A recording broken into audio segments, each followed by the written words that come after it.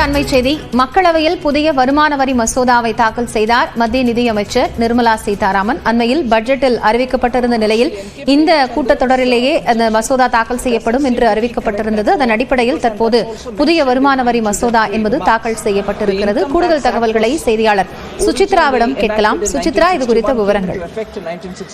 மக்களவையில் புதிய வருமான வரி மசோதாவை மத்திய நிதியமைச்சர் நிர்மலா சீதாராமன் தாக்கல் செய்து தற்பொழுது பேசி வருகிறார். மிக முக்கியமாக இந்த மசோதா என்பது பல்வேறு மாற்றங்கள் செய்யப்பட்டு கடந்த 1965 ஆண்டு கொண்டு வரப்பட்ட 61ஆம் ஆண்டு கொண்டு வரப்பட்ட சட்ட விதிகளில் மாற்றம் செய்து சிம்பிளிஃபைட் செய்யப்பட்ட ஒரு புதிய மசோதாவாக இருக்கும் என்ற ஒரு அறிவிப்பை கடந்த 1ஆம் தேதி அவர் தெரிவித்த நிலையில் அதிகாரப்பூர்வமாக மசோதாவை மக்களவையில் தாக்கல் செய்தார். தற்போது அந்த மசோதா என்பது ஆய்விற்காக அனுப்பப்பட்டுள்ளது மிக முக்கியமாக பார்க்கப்படுகிறது. குறிப்பாக இந்த மசோதாக்களில் உள்ள ஒவ்வொரு அந்த மாற்றங்களும் நிச்சயமாக ஏற்புடையது அல்ல என்ற ஒரு குற்றச்சாட்டை முன்வைத்து 3 எதிர்ப்பு தீர்மானங்கள் எதிர்க்கட்சிகள் சார்பாக வழங்கப்பட்டிருந்த நிலையில் அனைத்து தாக்கல் செய்ததற்கு பிறகு வருமான வரி மசோதாவை தற்பொழுது தேர்வு குழுவிற்கு அனுப்புவதற்கான ஒரு முடிவிற்கு ஒப்புதலானது மக்களவையில் வழங்கப்பட்டுள்ளது.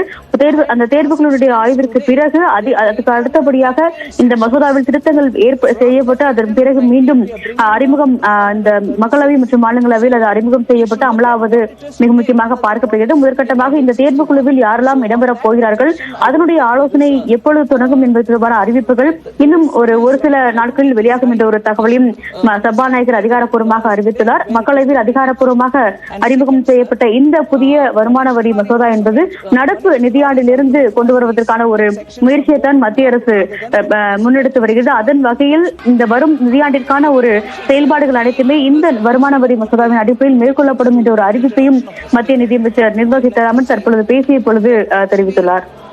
60 ஆண்டு காலமாக நடைமுறையில் உள்ள வருமான வரி சட்டத்தை எளிமையாக்கும் வகையில் இந்த புதிய மசோதா தாக்கல் செய்யப்படும் என்று நிதியமைச்சர் அறிவித்திருந்தார். அது குறித்த கூடுதல் தகவல்களுக்காக நன்றி சுசித்ரா.